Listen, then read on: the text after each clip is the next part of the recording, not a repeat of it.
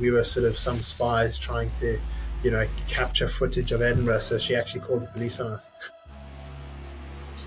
So kind of COVID arrived, March 2020. My contract was coming to an end August, September. So obviously myself and my agent were sort of looking around different options. They don't realize that the amount of income that they earn between 100 and 125,000 effectively falls into a 60% tax trap. Fortunate enough, when I joined the university here, I managed to transfer the full year, so I went straight into second year. Street view, and you can kind of walk down the street basically. So I had to capture that footage. So basically what that was, it was a big, huge, like electronic pack with this beam that came up with this camera. I managed to, grow clients, particularly, assistance from the company as well as bring on my own clients.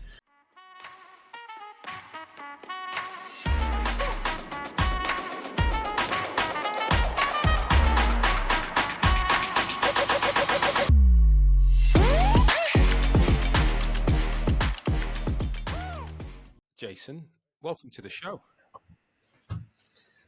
Thank you very much for having me. It's good to jump on a podcast, particularly that's obviously relevant to myself and a lot of athletes making the transition. Obviously, having made the transition not too long ago, a couple of years ago now, so it'll be interesting to walk down memory lane. So thanks very much for having me. Absolute pleasure. And like you say, you are only a couple of years into your transition out of the game, and for me, it's quite important to make sure we capture the stories of those at various phases, various stages of that transition. And, I think what you're doing now, certainly in terms of financial services and supporting athletes at clubs and at an individual level, is for me is actually quite interesting. I'd love to understand how you can perhaps even separate yourself and your own transition from how you're then working with those individuals. And perhaps actually that probably is a good place to start is really what you're doing today. Where are you in your career, where are you in your both professionally and in a playing perspective? If you just share that just to kick us off. Yeah, no worries. Well, obviously, we'll probably dive into it a little bit later, but obviously made the transition from professional rugby into financial services. I was fortunate enough, I went down the uni route alongside rugby, so I had two hats on at the same time, which is probably not the easiest thing to do. But then eventually finished up uni, sort of which coincided with COVID. And then, that sort of made me realize, what's the next step. My father was an accountant, was probably or originally going to go down that route, sort of the CA route, and the typical chartered accountancy. A lot of my friends did that route, and there wasn't it wasn't a very positive feedback from their experience from accounting. So it's actually went on or spoke to a few of the players that I played with throughout my career, and a few of them went down the wealth management route, and spoke to them. Really intrigued me, really interested me in that, because I suppose everyone has to worry about money, through their life. So I might as well make it my job, so to speak, and also all the intricacies in that. So I still play a bit of rugby. I play on a semi-professional basis at Watsonians in the Super Six up in Edinburgh, but that's sort of a couple of nights a week, play on the weekend, alongside a full-time job in wealth management. Thanks for sharing that. It's interesting. I'm glad to hear you're still playing, and it's good to, really, I guess try and keep in touch with the game as we retire. And as I say to everyone, you got to play for as long as you possibly can.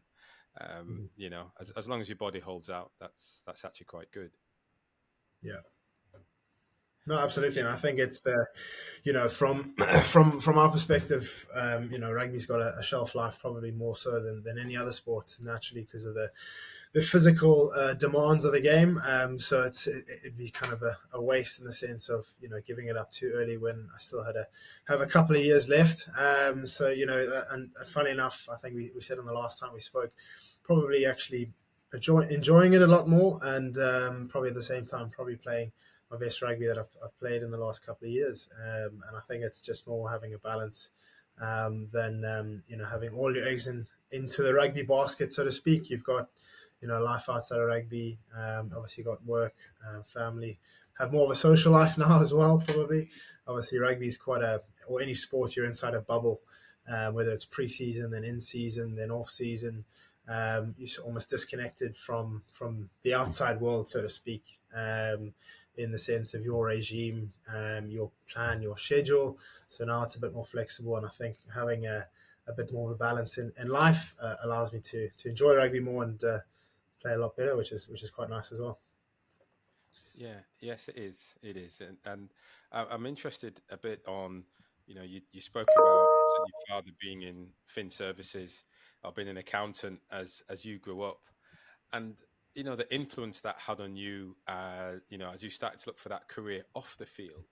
I'm interested then, as a youngster, what inspiration did you have in order to become a professional athlete? I think, I suppose any South African rugby player or not, rugby is a big part of South African heritage, South African being a South African, whether it's the rugby itself or the sort of the feeling around rugby. Rugby is more of an event rather than a game. So if there's a Springboks are playing on a Saturday, you'd have friends over, there'd be a braai before the game, and then watch the game, and then probably go into the early hours of the morning. And it's sort of a whole day event. Even schoolboy rugby, it's not a case of rock up for your game and leave straight after. It's, the school will have games throughout the whole day, starting from 7:30 till the first team game at 4 o'clock in the afternoon. So rugby's ingrained in any South African, and obviously if you kind of pick up the sport from early on, you naturally aspire to become a Springbok or professional rugby player. So that's definitely, I think, widely felt across the country. And as a South African, that's sort of the why I kind of pursued that dream. So for you playing rugby, uh, love the way you said, it's not a game, it was an event. Mm. Certainly as the national team played. So for you growing up, was it all about rugby, or was there, with your dad being an accountant, was there some sort of balance that kicked through? I suppose maybe the accountancy side sort of only kicked on, into towards high school, but naturally, you get thrown into all sports, big into cricket, play a lot of golf, there's water polo, swimming, all sorts of, obviously rugby, hockey. So, as a young child, you're kind of thrown into all sports, but naturally that rugby just, seems to have that, the bigger sort of draw and attraction towards it because it's obviously such a huge sport in the country. And so that's what led me down that route. Hi, it's Ryan Gonsalves here. Thanks for tuning in today. I just want to take a moment to ask you an important favor. To help grow this channel, one thing will do that above more than anything else. Please hit that subscribe button. By hitting that subscribe button, you help me to grow the channel, allowing me to create more tailored content, improving the quality, and also to develop additional services such as the workshops, one-on-one sessions, specifically designed to support elite athletes in that difficult transition to that career beyond sport. So if you want to join me on this journey to help inspire, guide, and connect individuals to find their second wind, please hit that subscribe button. And so for you, when did rugby start to become serious? At what point did you start to recognize, hey, I'm going to be really good at this? I think probably around sort of 15, 16, where you, particularly when you get to the age of 16, you at school level in South Africa, it sort of goes to open level. So the 16-year-olds, 17-year-olds, and 18-year-olds all formulate into one sort of age group. So you have first team right up until the sixth team. And then, fortunately enough, when I was the age of 16, there was a few injuries in the years above me. So possibly sort of, fast tracked my, journey into the first team rugby. And as a 16-year-old playing at under 18 level in South Africa is quite a big deal. Again, was probably fortunate enough with injuries, and that sort of picked it up from there. There was also sort Jason, of you provincial there? selection as well. Sort of thinking half decent at rugby, playing for your province. And it's really kind of kicked on from there. And then obviously that sort of drew attraction from selectors and that sort of thing. So it definitely kind of stemmed from about the age of 16, I think. You talked to me about when you started to be good and breaking into the 18s, a slew of Mm. injuries that probably accelerated you Yeah. getting through. So um, I think I'm just going to get everyone to log out of stuff. So from from that point, I did just miss the bit where towards the end there. Can you just Yeah. take us through that again? Yeah, no worries. So yeah, pretty much 16 injuries fast tracked me into sort of the first team for the school. 16-year-old sort of playing under 18 in South Africa is quite a big deal, and that sort of led to provincial selection, and that sort of naturally started to bring a bit more of an attraction from selectors and that sort of thing, and really kind of picked on thinking, actually, well, didn't realize, but there's contracts being flown around. This could be a possibility, and kind of let's see where it goes, really. So it really stemmed from there, I think. What were your aspirations at that time then of becoming a player?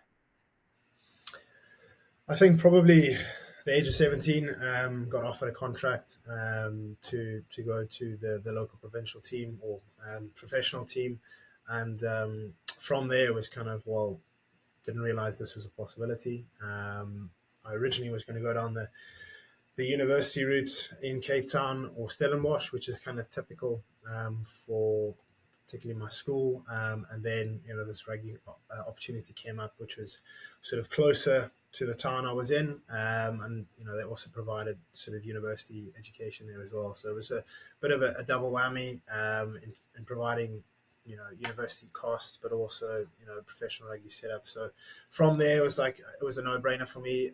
All I wanted to do from there was try and get into the professional team as quickly as I could, and then kind of assess from there. But that was really sort of the realization that I could potentially go on to be professional and go from there. Right. Yeah, it's interesting then. So it sort of morphed. It became a path for you in rugby, but that wasn't necessarily, even when you were certainly starting 15, 16, it wasn't necessarily the dream to be a rugby player. No, it was. I think at that time you're just enjoying rugby, Mm, whereas there's no sort of next job, next job, next job. It's kind of you've landed on a bit of luck here with injuries. You're now on the first team. First team is a privilege at school, and then it's playing regularly, playing well, and then getting a bit more of attention, and then they're realizing actually I could actually sort of kick on here. So it wasn't actually until about 17, 18 where it was kind of actually let's give this a go. But 15, 16, it was just sort of enjoying the moment, enjoying the sort of the I suppose the attention. Youngster playing the first team, so it was pretty much from there. yeah. So then what happened next? I mean, what happened then? So you're at university, you're studying and you're playing. How balanced would you say you were in terms of studies and playing at that time?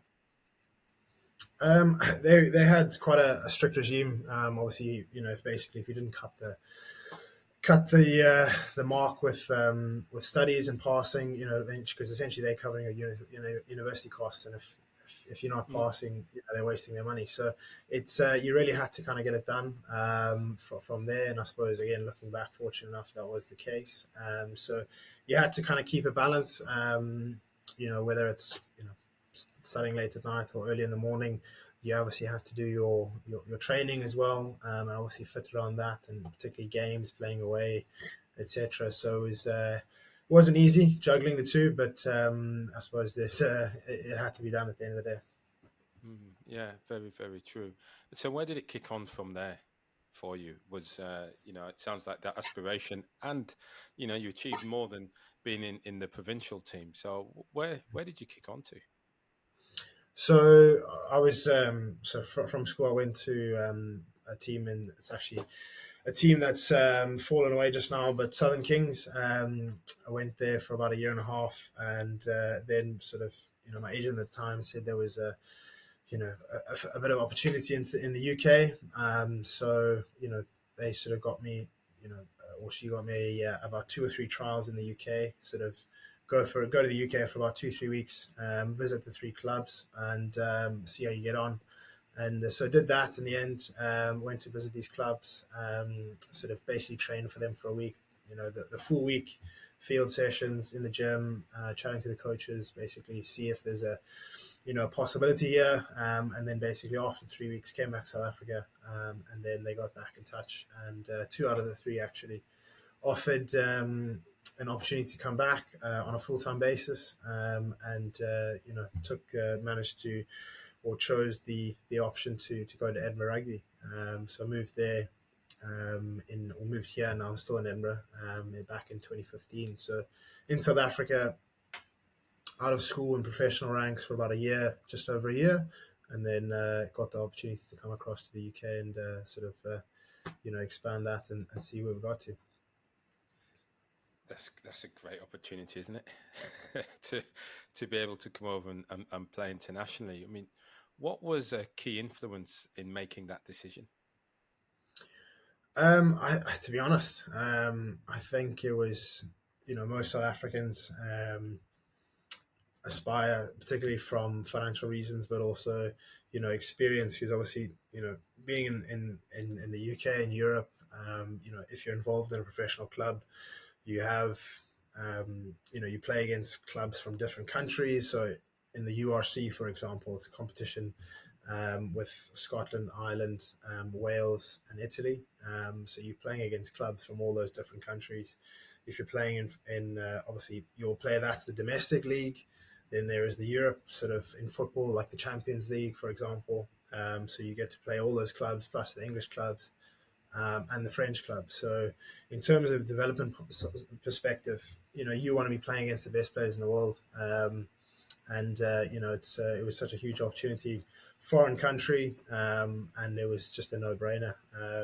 Could have snapped their arm off for that opportunity. So it was I was chomping at the bits to head across. Brilliant. And when you look then at your time in Edinburgh, from a sporting perspective, what what's your most proud moment? I think for myself, when I made my Edinburgh Rugby debut against an Irish club called Munster, just growing up in obviously involved in rugby, Munster or Irish rugby was not it was almost feared. It was just Munster rugby is just this big name in particularly in the Europe leagues, because obviously they've won the Champions League equivalent a few times. So playing against them for my debut didn't end well. We lost by 20 or 30 points. So probably not the best from performance side, but just from an experience side, playing against these top Irish internationals was a big moment for me. Yeah, that's definitely one to be proud of. I know, I guess many athletes, me included, you sort of remember that first big game, that sort of moment that started to really just move you forward in many respects, and it's a good moment to look back at. I'm interested. You you obviously were doing a degree, or you started being at university for that first year and a half down in South Africa. You then Mhm. moved to the UK, moved up to Scotland. Yeah. Where did academics fit during that move? So my parents, fortunate enough, they were pretty adamant that, right, if you want to go to the UK and try this whole rugby thing. University is going to have to come with you. So managed to talk to the a couple of universities in Edinburgh, and basically transfer my credits across from South Africa. So fortunate enough, when I joined the university here, I managed to transfer the full year. So I went straight into second year. Obviously, being a 4 year degree, um, you know, because of the demands of rugby, I had to do the remainder of my degree on a part time basis. So coming straight into second year, but you know, moving forward every year would sort of take 2 years, if that makes sense, because you do half a year at a time. So the next 3 years of my degree took me 6 years. So again, a bit of a slog, but very glad I ended up doing that in the end. How did you find the balance? Very difficult. I remember So the university I went to actually has a brilliant indoor facility, and actually the rugby club I was at, so Edinburgh Rugby, would use that indoor facility during the winter in certain times when the weather's you know, very bad. So would literally rock up on a training day at the university for rugby. You'd have your morning gym and morning field session. During lunch, I would head back up, just up the road for a tutorial or a lecture over lunch. Come back, and then probably grab something a bite to eat. Go straight into a field session, the team session in the afternoon, finish up there, run back up the road for the tutorial that evening. So it wasn't easy by any means. It was definitely I wouldn't recommend it. That's for sure. You wouldn't recommend it. Oh dear, we're going to come into this a little bit more. What would you recommend? I I mean, yeah, Yeah, no, it's I mean, obviously if it needs to be done, absolutely, it's the best way to do it. But I think personally, if there's obviously no right or wrong way of doing it, but I think if it's controversial because obviously the rugby opportunity is there. But if I had my way, I would sort of finish the degree first and then sort of go into rugby after that.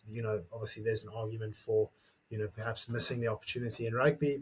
I completely understand, but I think if uni is not for everyone. Don't get me wrong, but if you want to get a degree or study university, it's if I had to look back, I would try and get it out the way first. That's for sure.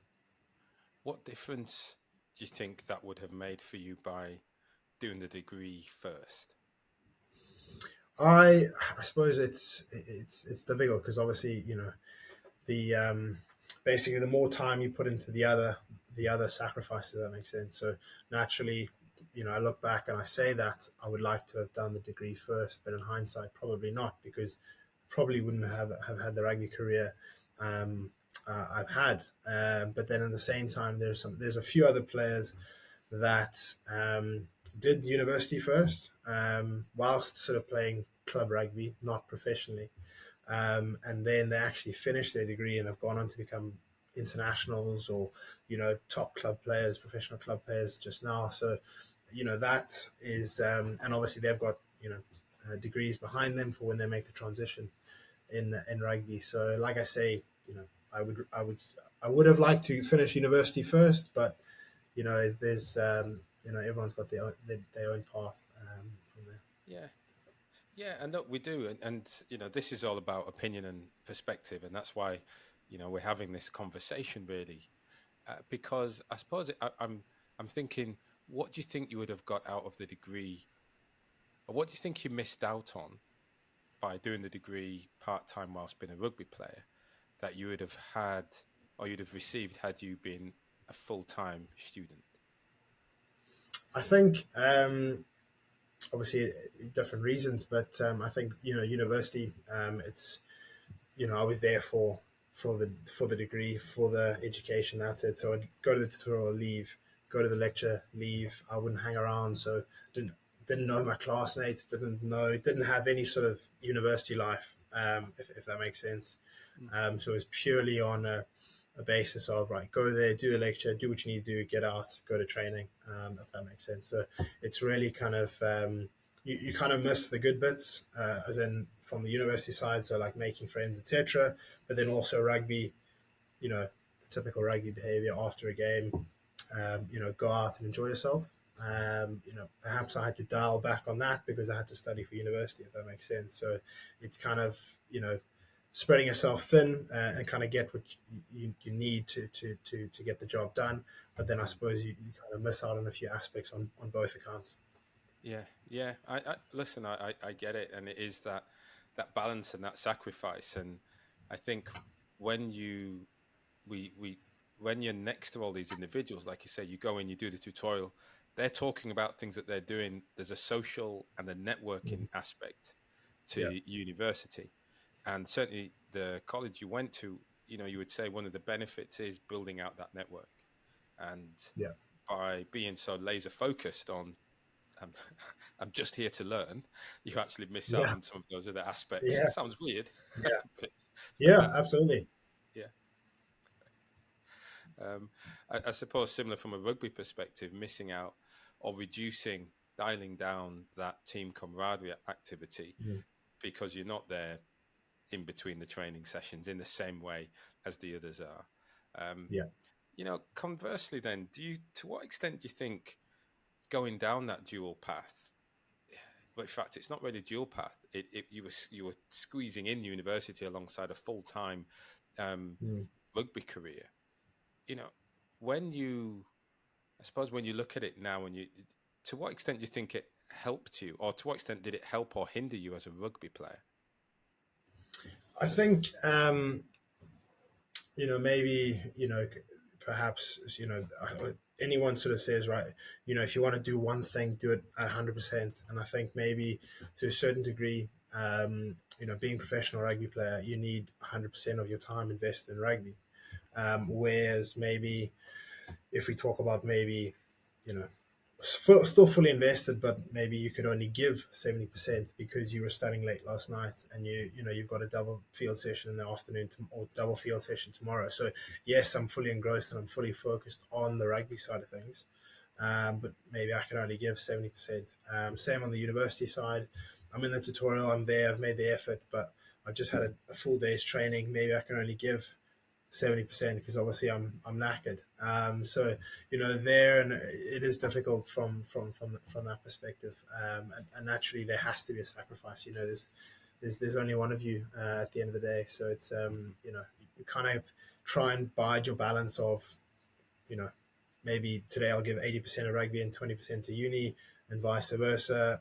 Unconsciously, you just can't help it. But it's one of those things you kind of have to try and manage Yeah, from there. Um, yeah, yeah. Understand.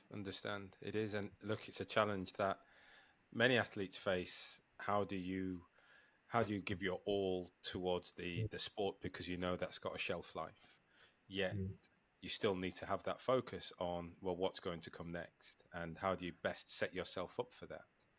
And I guess there is an element of pragmatism that certainly has to come mm, into it, but then also a realization at some point that it's going to end and it is time to move on.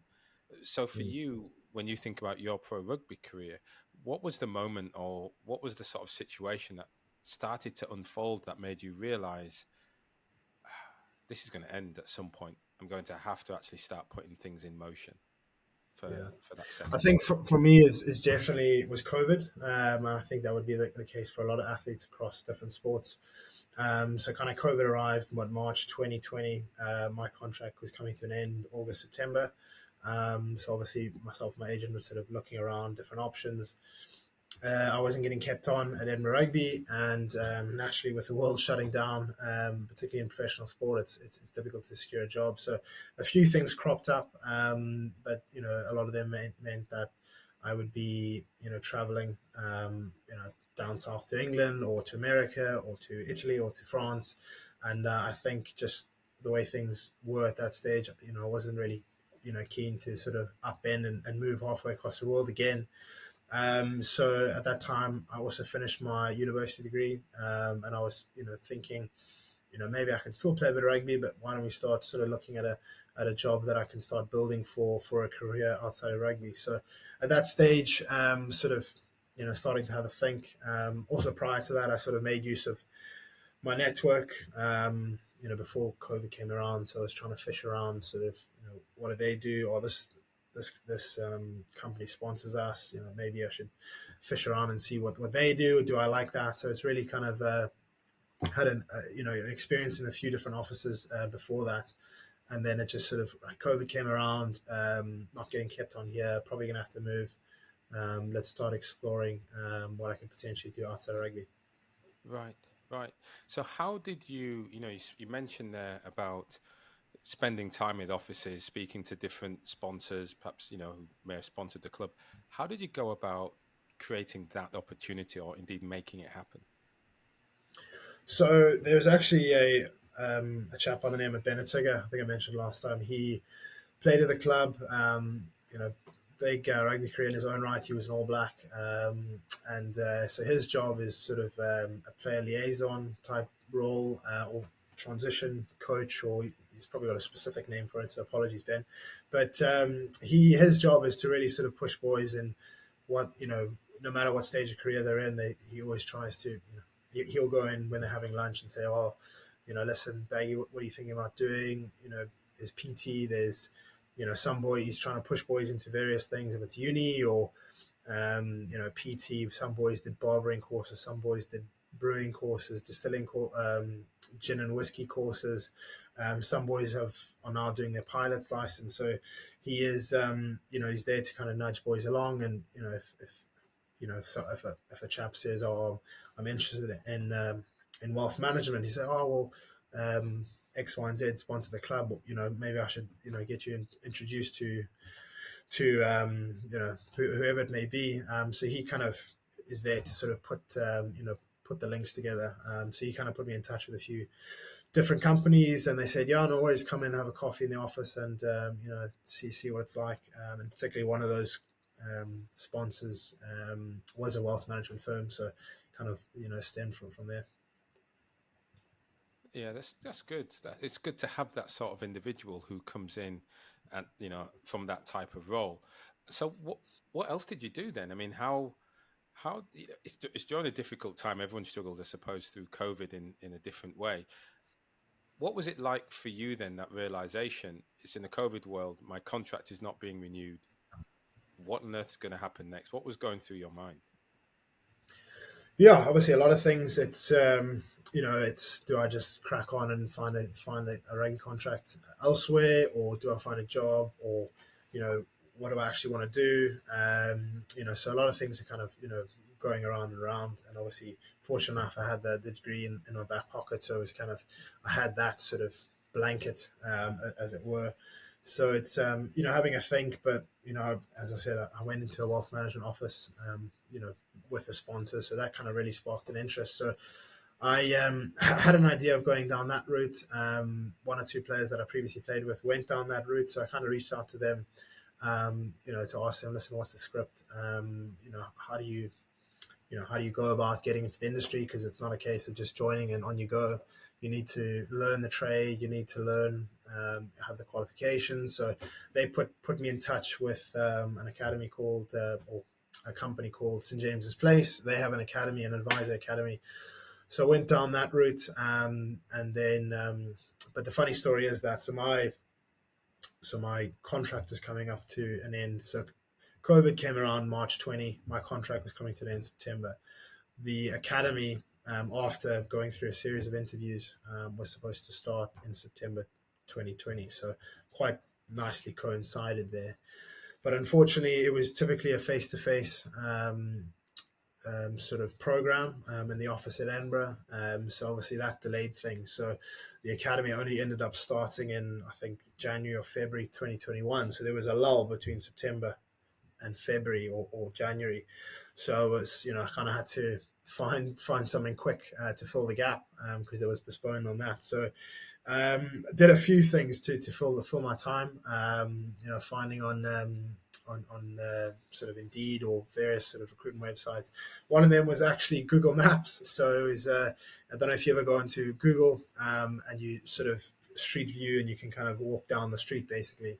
So I had to capture that footage. So basically, what that was, it was a big, huge, like, electronic pack with this beam that came up with this camera, and then you basically get given a map, and you have to walk up and down the streets of Edinburgh, and capture this footage. And they would obviously upload it onto Google Maps. So you're walking 15, 20 kilometers a day, just walking up and down streets trying to capture this footage, which was quite funny. So I'd come back home, and the missus would be like, "Oh, how's your day?" And then I'd just literally go to bed and fall asleep, pretty fall over. So did that, and then basically, because obviously in Scotland the sun sort of starts setting earlier and earlier, so that sort of stopped around October time, and then I joined the University of London, doing an admin role, a remote admin role, which was sort of in the student services aspect. So basically student queries coming through. So had to do a few bits and pieces here and there before biding my time until the academy actually started. So it was an interesting time. Yes, yeah, I, those are great jobs. Um, I love the Google Maps. I love the Street View one. So tell me then. Now, whenever someone Googles it and goes on Street View, are you like, oh yeah, I remember walking that path? Yeah, no, it was actually funny because the obviously in and around throughout the day you want to go and you can't actually take the pack off. You're not allowed to put it on the ground because it's very expensive or it's also quite heavy. So you would walk into a cafe, ordering a coffee with this huge backpack on. With this beam, with this huge camera, people kind of looking at you like, "What on earth?" And actually, once this woman came up to us, an elderly lady. She was paranoid we were sort of some spies trying to capture footage of Edinburgh. So she actually called the police on us. That is brilliant. Ah, God. Yeah. And that is good. So actually, so I suppose even now, because I'm sure many people are listening, we're about to go into Google and Street View around Edinburgh. So, that's what Jason did. He was there, and they're probably going to look for that old lady coming up to you. See if that sort of blurred out face as well. Oh, that's good. At least they kept it interesting. Yeah. um, well, I suppose for you, it's doing those roles was. It sounds like it was very much a stopgap for you, Yeah. with the view that you were going to be going into that academy. Mm. Yeah. How did you know the academy was going to be the right decision for you? I didn't, to be honest. It was just, I was always keen on financial services, obviously, originally accountancy, as mentioned, but sort of wealth management is more of a sort of, how do you say, an enjoyable aspect. Well, in my eyes, it was because, I kept on, hearing stories of if you were an accountant, you were doing an audit at a company. Every time you as the auditor would approach the business owner would be thinking, "Jeepers, what's wrong with the books, or what's the problem now?" So it was kind of a sort of I don't know a negative aspect towards accountancy, and a few of my friends that are still in accountancy that they don't it's long hours and sort of tedious work and it's difficult. So I kind of was more drawn to wealth management and didn't know what it was like. I obviously just had this idea, right? I'm going to help people invest and make their money at the end of the day. And that was my initial thought. So that kind of drew me towards that and didn't know what it would be like. So I just thought I'd give it a crack and see how I get on. Yeah, great. And so for you going through that, so during the time of that academy, so 2021, what how were you still able to play rugby? Was your season back up? Had you moved into that semi-professional world at that point? Yeah, so we're still playing, but obviously the season was put on hold until about April 2021. So when that picked up, because obviously training was in the evenings, so it didn't really clash with work, games on the weekends. So it was picked up again when COVID allowed the rugby to resume. And how did you find then again this new balance where it flipped, where you had your days were very much on office work and Mhm. evenings then became rugby and sport? How, what was the hardest thing for you going through that period?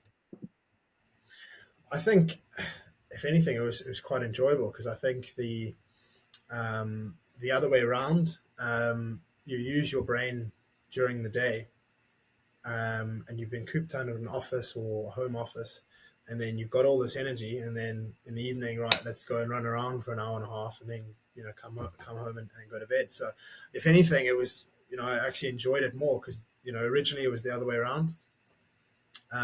Whereas you kind of exhaust yourself physically throughout the day, and then have to sort of try and switch on and focus in the latter part of the day or in the evening, whether it's studying or etc. So it's I actually enjoyed that sort of run around in the evening and then go to bed. I actually enjoyed the other way around.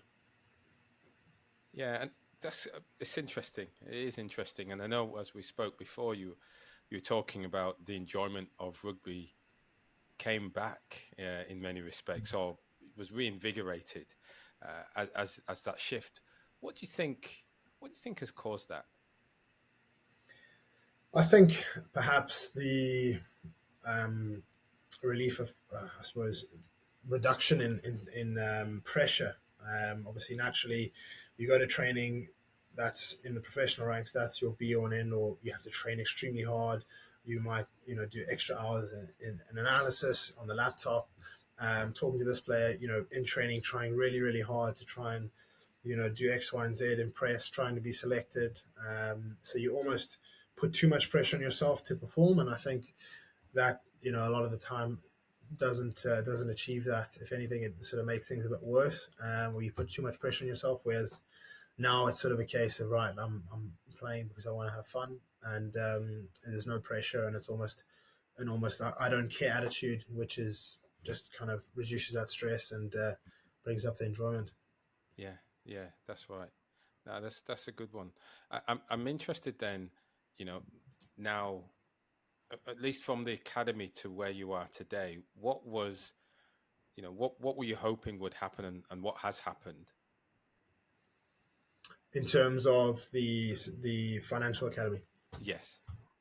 So yeah, from there it's kind of go through the series of qualifications exams, and then you make the transition into a client facing role.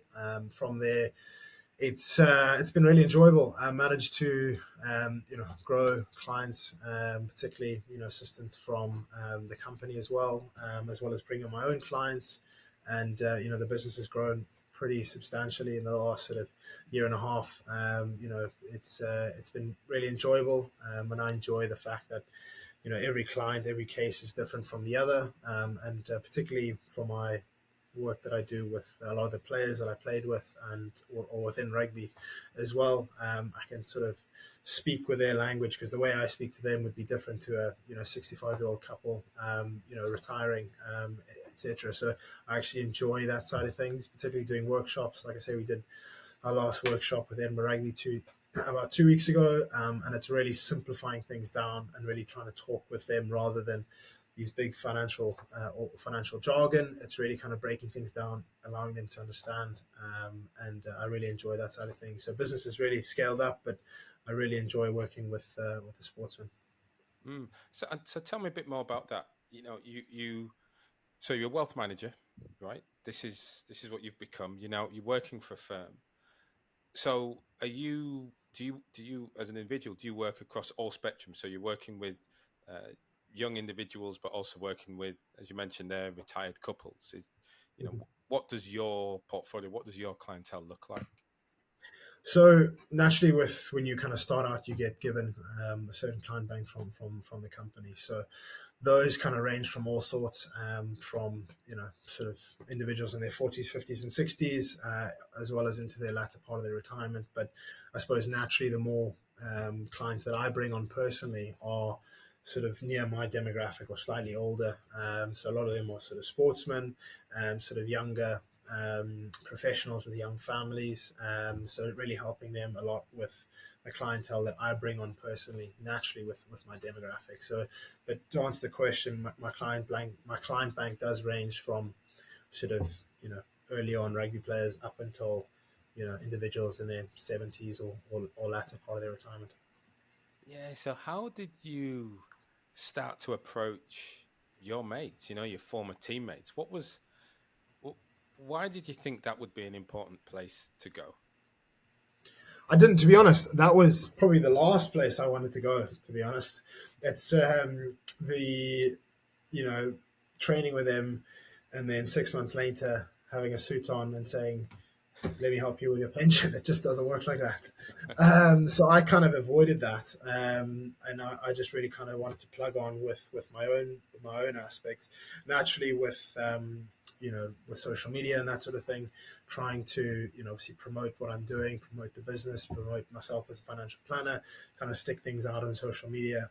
So naturally, you know, my sort of immediate network, players, family, friends, they kind of, seeing, oh, he's done this or he's done that, or there's a client review, or he's working with this firm, or he's out taking clients to, the British Open. It's, they naturally pick up on what I've been doing, then every time if we have dinner or go for drinks, there'll be the odd question on, you know, Maggie, how's work going? Oh, I see you doing this. So what do you actually do again? And then you Mm. kind of brush it off and, oh, I do help people with their finances. And then kind of they spark the inquisitiveness. And then eventually at the stage, they've obviously done their research. Like you do X, Y, and Z. You've helped this person, that person. I'm actually needing some help in this part. Can you help me? And then we arrange a meeting and then take things from there. So by all means, initially I wanted to avoid immediate friends and family and rugby players at the initial stages. That's for sure. Yeah, yeah. So you spoke a bit. I mean, on you're doing talks. So now you're going into different clubs. Is that right? And you're working with the young athletes there, giving little workshops or presentations around financial literacy. How did you get into that side of things? So majority of the work that I'm doing at the moment is primarily with Edinburgh Rugby, and that's through that player liaison Benetiga. Because obviously his role, like I said previously, is to help boys, transition, but also help boys in their immediate future. So naturally, these boys would be coming into a lot of money here and there, be getting bonuses. Not a lot of tax planning will be going on. Pensions are for old people. They don't think about that. So Ben Ortega really approached me and said, "Listen, do you fancy having a chat to the boys here and there, talking about different aspects? Obviously, tax year coming up, helping the particular players, maybe the internationals, on trying to you know plan their finances in a tax efficient way possible, or just advising them in through a workshop, right, lads? If you earn X amount, you'll be paying this amount of tax. Um, here's ways you can mitigate that. So just really trying to spark interest and getting them to do that. So Benetig has kind of been getting me in here and there with different topics, obviously catered to different niches within the playing group. So the young academy players will be budgeting, managing your finances. Internationals will be tax planning and those sort of aspects. The player niche in the middle, right, lads, it's time to sort of start investing or make the most of X, Y, and Z. Right. So let's take a little detour, and I think about your path and your career in these sort of workshops. And so rather than me asking you now about, you know, um, how people should consider their career transition, I want to say let's get specific, but kind of general in terms Yeah. of you're not giving advice, but it's more when athletes approach you about this financial side. I mean, what are they saying? What are the types of challenges or situations that they find themselves in? So a lot of them would be, say, for example, some of them will be earning between 100,000 and 125,000, for example. They don't realize that the amount of income that they earn between 100 and 125,000 effectively falls into a tax bracket. A 60% tax trap. So that portion of their money is being eroded by 60%. They obviously have ways on to reduce your taxable earnings to obviously mitigate that. So that's sort of a pain point for a lot of the players as well. Players earning the higher rate tax bands over sort of £125,000. Obviously, though that amount is being taxed at 47%, so trying to mitigate that. A lot of them don't realize, how to get started with investments, so different tax allowances. So, stocks and shares ISAs or various pension contributions or different products that allow them to invest money, but in a tax efficient way possible. So it's really sort of finding out their situation, their circumstance, and seeing, where they can, obviously have a goal in mind, but save money on tax and have a plan in place is essentially what we're trying to do with these workshops.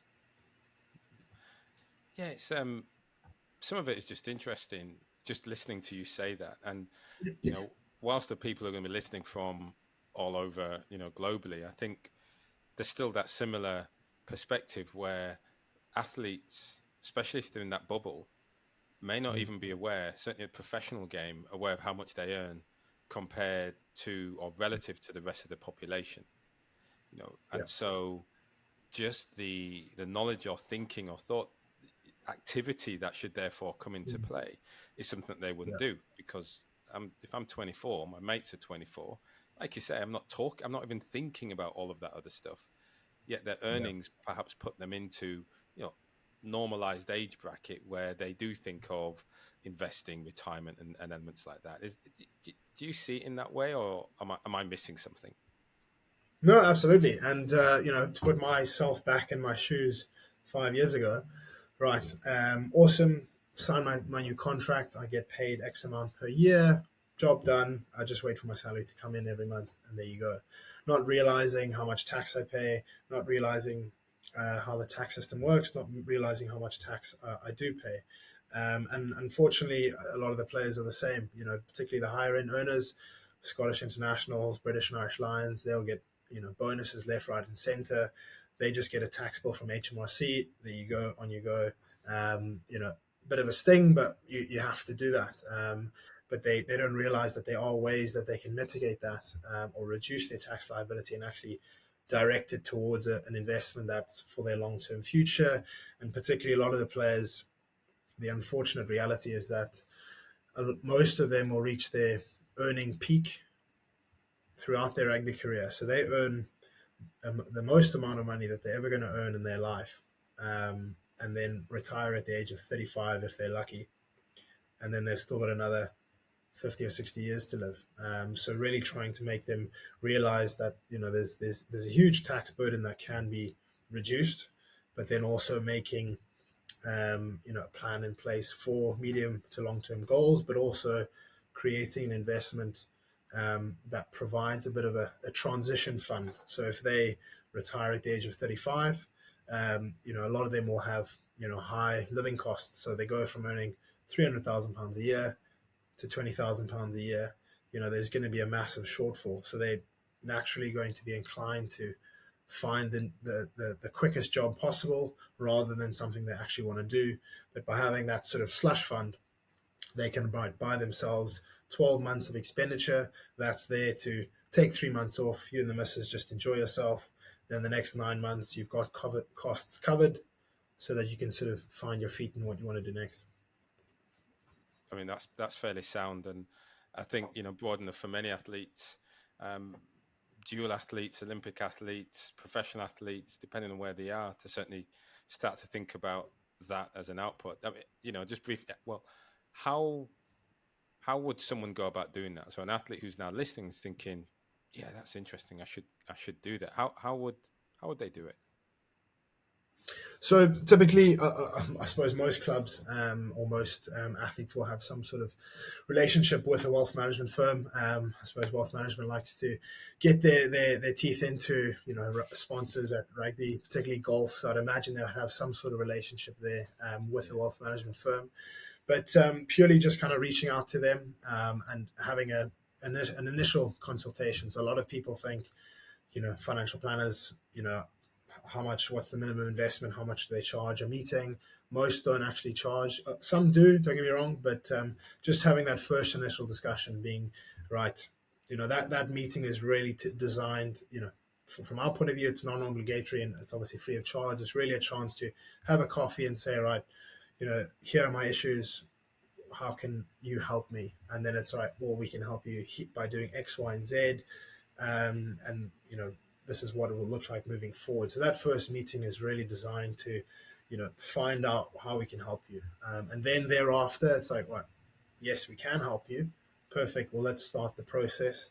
We would then arrange another meeting, which is a sort of a fact find meeting. So really gather information on your circumstance, how much you're earning, your income, your assets, your liabilities, um, you know, your client situation as such, and then we can formulate recommendations off the back of that. So that's a series of sort of two meetings. We then go away and then formulate advice or recommendations through our regulatory frameworks, using our regulators, etc., and compliance. Then we kind of come back and have a third meeting, which is a presentation. So there's no cost for the meetings. At that presentation, there is a recommendation, right? Your tax situation is this. We can mitigate it by doing X, Y, and Z. You want to invest for the future. We recommend doing X, Y, and Z, and then kind of going through what we can recommend. And from there, if anything is implemented, then there'll be costs incurred for that. But all the way up to that process, you could quite easily from that presentation meeting have an understanding of what you need to do from there without actually costing you anything. So it's definitely worthwhile having a chat and seeing what sort of what you could potentially do moving forward. There we go. Thank you, Jason. I think that's good. And what's interesting, as you mentioned, for many athletes, whatever discipline, wherever they are in the world, usually through their association or club or player association, there'll be somebody um, who will have some partnership, or at least they'll be able to refer it out to someone who can Yeah. sort them out with that financial Yeah. literacy and sort of wealth planning for them. So I think that's fantastic. So listen, a little bit about sort of yourself now in coming through your transition. Where do you see yourself going next? So it's really kind of continuing as is, to be honest, really kind of growing the business from the financial arm, but you know kind of scaling up, probably more sort of the rugby side of things. Like I say, we've got a few clients on board that are sort of more your high profile players, getting more of an established relationship with a few other clubs, doing sort of the free financial workshops, just promoting that financial awareness, and obviously kind of working with them. I'd really like to kind of concentrate on that. Obviously, the other side of the business is kind of sorts itself out. We have a wide range of client base out with that. But me personally, I really enjoy the professional athletes, whether it's rugby. I love to work with golfers. I'm a big golf fan, and that's I really enjoy the sporting side of helping them, and particularly the plans we can put in place for allowing them to make the transition with relative ease. So that's definitely the next thing for me. Rugby side, play as much rugby as I can until the shoulders give in. Really. Mm. That's absolutely brilliant. Uh, Jason, listen, I want to say, definitely thanks very much for sharing your journey. I've just got just one more question, for those listening, and you've probably given little nuggets of advice and guidance as we've gone through the conversation. But, from your perspective, and perhaps what you're learning now, what sorts of guidance would you be saying to an athlete who's thinking, how do I best set myself up for my career transition? How do I best set myself up to find my career second wind? What would you say to them? I definitely think during their career, obviously planning their finances correctly to allow that sort of slush fund to sort of when you make the transition, whether it's a forced transition due to injury or you just think time is right, having that slush fund to sort of make sure you aren't forced into the next best thing. It's really a case of, right, do I want to do this? So it buys yourself a bit of time, but also whilst in your career, I would definitely recommend using those off days. I know you're probably buggered Monday, Tuesday, maybe a Wednesday off, and then Thursday, Friday.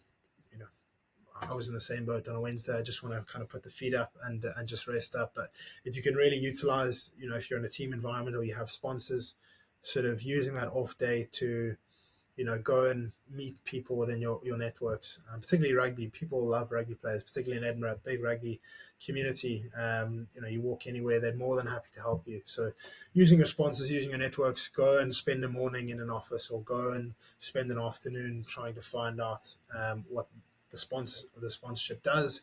Basically, you can have a long list and then write, I went to my sponsor who's a wealth management firm. Don't like wealth management, you take that off the list. That's not for you. The next one is, if you want to become a pilot, go spend a morning in a pilot center and see what they do. If you don't like that, tick that off the list. So basically, you have a long list.